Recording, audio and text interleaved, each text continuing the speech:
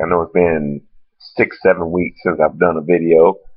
Been on the road a lot and just a lot going on. So definitely been watching things and so forth. But like I said, just been traveling with the job, really going back since the middle part of September, and just kind of got a break here this week and next week before I got to get back on the road. So anyway, wanted to catch up and kind of give an update on where we are looking at right now. Some teams have slid a little bit. Some have come up a little bit since I've done the last report. But one thing that hasn't changed, and that is that the boys are still running things up in here. Don't know how I'm doing it. And I was telling Don Mega last week, I look at my team and it's just like, man, it just doesn't look very good. But I got a little bit of everybody scoring, so it's definitely being done by committee. Nobody outside of Carson Palmer, he's having a really good season, but he's got a lot of other balanced players. Chris Ivory, number 2 running back. I was shocked when I saw that. But that's how bad the league is doing overall. It's not the top players are just not doing well. A lot of them are hurt.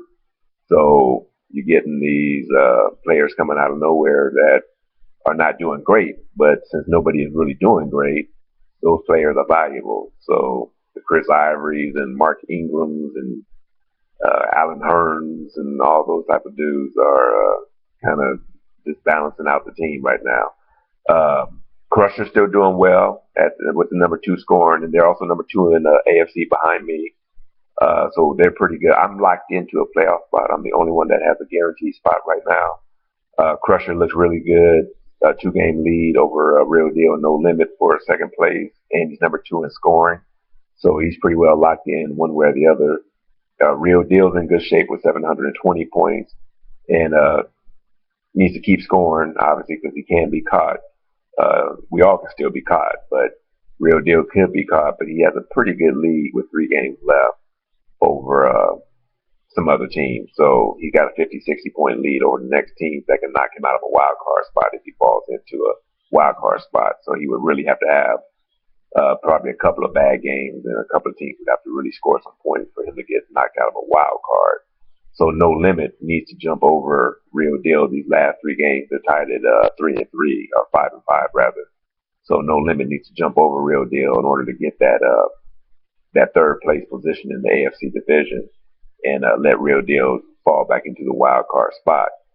Don Mega at 660 points is in a solid position, but he's definitely not in a commanding position, especially if Illmatic in the NFC division falls into the wild card spot. So there's some jockeying that can happen here that would determine if Don Megan's going to be able to get in on either record or uh, on points. Clyde at 4-6, and Don Mega also I didn't mention is at 4-6, so they're only 1 game behind Real Deal No Limit. And Clyde is at 4-6 as well, and needs to get in on records, not going to get in on points. So, like I said, a lot of things can change here over the next few weeks. Over in the NFC division, you got the Warriors and Bet Your Money at 6-4, and then you have 3 teams at 5-5, and Illmatic, Eagles, and Bomb Squad, and then Just for Fun at 4-6. So once again, that division is still really, really tight right now, with 2 games separating the first place team from the sixth place team. Point wise, Illmatic is in the best position, number 4 scoring team at 708 points, and Warriors at 649. That's probably not going to get him in a wild card. So the Warriors need to get in, as does Bet Your Money on record.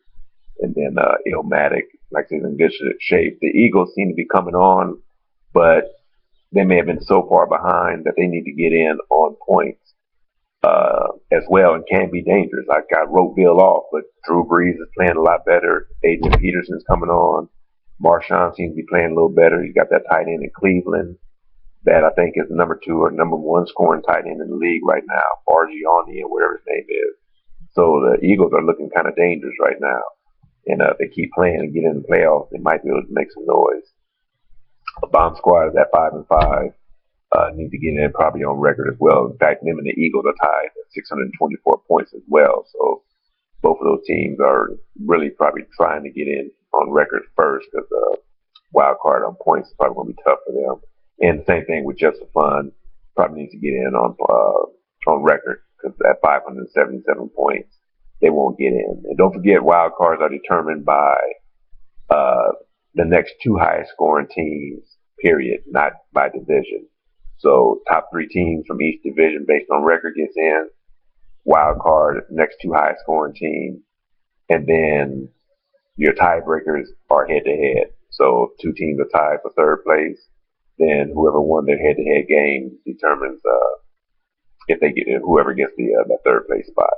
So anyway, that's it, and it's money time now. I always start looking closely at these fantasy leagues the last 3 weeks of the season to see who's hot going into the playoffs, and this is when you want to be hot these last 3 weeks. So we'll be watching that closely, and I should be able to stay on top of this moving forward. So anyway, fellas, that's it. Good luck down the stretch here, and we'll talk next week. Later. Oh, have a happy Thanksgiving too. If I don't talk to everybody and do a video before then, which I probably, well, I may, but I may not. I'll talk to you guys later. Peace.